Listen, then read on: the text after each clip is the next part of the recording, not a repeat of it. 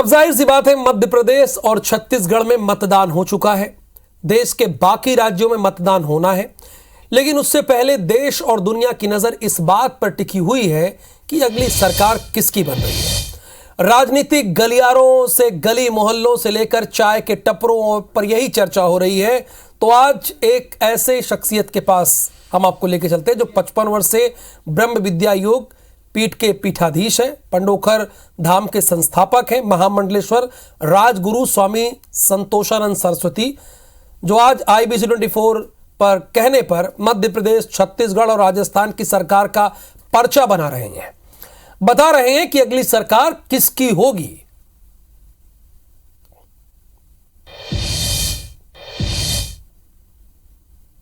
3 दिसंबर को रिजल्ट आएंगे, लेकिन उससे पहले सभी की नजर इसी बात पर टिकी हुई है कि मध्य प्रदेश और छत्तीसगढ़ में अगली सरकार किसकी होगी। हमारे साथ में महामंडलेश्वर संतोष गुरुजी महाराज जी हैं, ये भी पर्चा बनाते हैं। और आज मध्य प्रदेश छत्तीसगढ़ में किस तरह का माहौल दिख रहा है आंकड़ों के हिसाब से, किस तरह का, तो आपसे जानेंगे। हमारी पहले आपसे IBC 24 में आपका स्वागत है।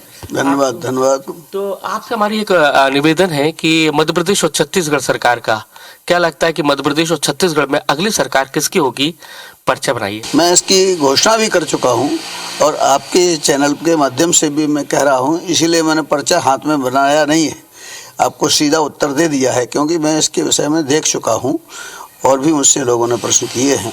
तो उसके आधार पर मैं आपको बता रहा हूं, कांग्रेस की सरकार छत्तीसगढ़ में बन रही है और मध्य प्रदेश में भी कांग्रेस को ही निमंत्रित किया जाएगा। तदुपरांत सरकार बनाए कांग्रेस, और भारतीय जनता पार्टी का भी योग बनता है।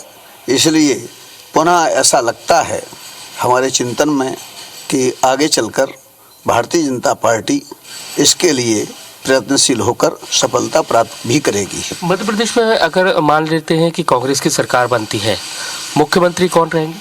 मुख्यमंत्री तो मध्य प्रदेश में कमलनाथ को लेकर के जो चले हैं, तो मुख्यमंत्री कमलनाथ ही रहेंगे। बाकी आगे पीछे सरकारें अपना परिवर्तन करती रहती हैं, उनके अपने अपने दायरे हैं, उनकी अपनी अपनी रणनीति होती है, वो परिवर्तन आगे पीछे होते रहते हैं और आगे होते रहेंगे। तो महामंडलेश्वर जी हैं संतोष गुरुजी महाराज जी, अब हमारे कहने पर यानी कि IBC 24 के जो दर्शक हैं मध्य प्रदेश और छत्तीसगढ़ के, उनके लिए वो पर्चा बनाने जा रहे हैं। तो आप देखिए, बस स्टार्टिंग हो रही है और कलम उठा ली है, कागज भी उठा लिया है, पैड यानी कि उनका गद्दी का जो पैड है वो उठा लिया है और अब शुरुआत की जा रही है। अब आप तो अपना देखिए, एक ही प्रश्न के अनेक क्वेश्चन हो सकते हैं। प्रश्न एक है चुनाव, और आप हमसे अब प्रश्न करेंगे, और प्रश्न क्या करेंगे उसके तमाम बिंदु होते हैं। आप सीटें पूछ रहे हैं, आप और कुछ प्रश्न कर रहे हैं, तो केवल और केवल आप पहले एक प्रश्न रखिए। एक ही प्रश्न का पहले मैं उसका उत्तर लिखूंगा और तदुपरांत फिर आप उसका दूसरा करिए तो फिर दूसरा लिखूंगा। तो आपको भी ये लगेगा कि हाँ, जो प्रश्न किया है उतना ही केवल लिखा गया है, उसके अलावा नहीं। तो मैं लिख रहा हूँ और आपका अपना चिंतन रहेगा और मेरी जो है कलम रहेगी। चलिए, मध्य प्रदेश का पूछ रहे हैं आप।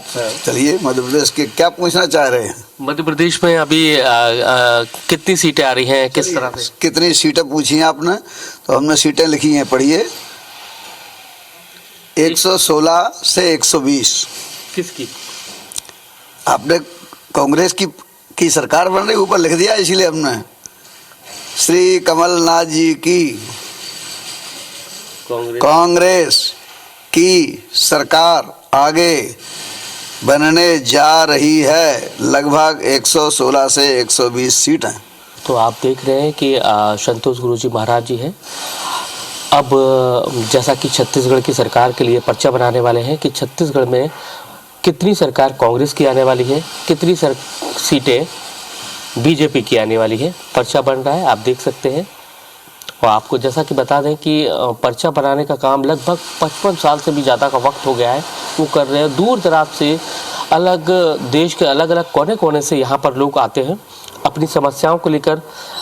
जो समस्याएं होती है उसको लेकर पर्चा बनवाने के लिए आते हैं। वो बहुत पुरानी ये पीठ है और जैसा कि आप देख सकते हैं कि महामंडलेश्वर राजगुरु स्वामी संतोषानंद सरस्वती जी हैं और अब पर्चा बना रहे हैं छत्तीसगढ़ की सरकार के लिए कि छत्तीसगढ़ में कांग्रेस की कितनी सीटें आ रही हैं, किसकी सरकार बन रही है, बीजेपी को कितनी सीटें मिल रही हैं।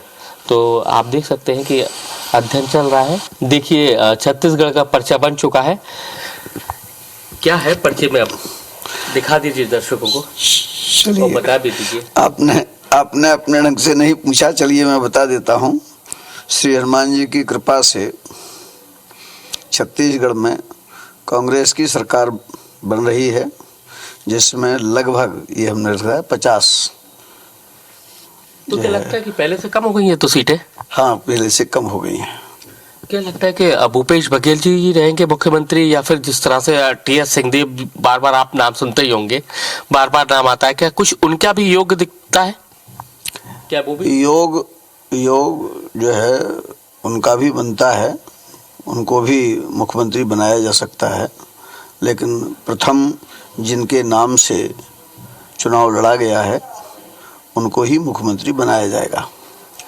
अब ये तो दो राज्यों की बात हो गई, जैसे कि देश में 5 राज्यों में चुनाव हो रहे हैं। 5 राज्यों की आपको क्या स्थिति नजर आती है? राजस्थान की, अगर कुछ आपने एनालिसिस किया हो, राजस्थान का, मिजोरम का, तेलंगाना का, किस तरह का स्थिति नजर आती है?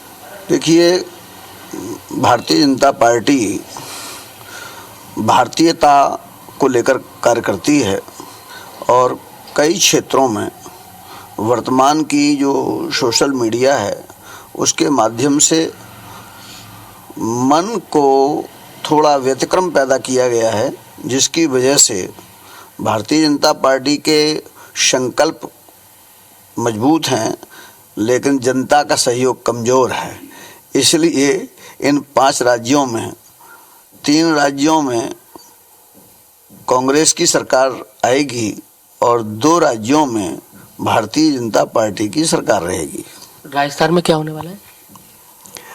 राजस्थान में भी सरकार कांग्रेस की बनने जा रही है।